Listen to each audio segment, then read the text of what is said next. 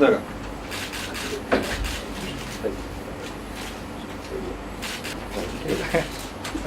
We are, by the way, giving them 50% today. If you want them to do certain things, they'll get the balance in about 2 weeks' time. Okay. Okay.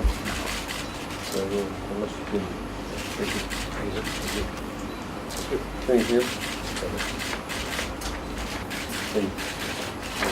And a total amount of $65,000. The monies that have been given under the NES scheme is really what one may call for the nuts and bolts of the operations. Is to take up, to help the particular business to move up a notch. And to move up a notch, not necessarily for them to be able to wait for a few years to move up the notch. And that's where we step in to provide that facilitation.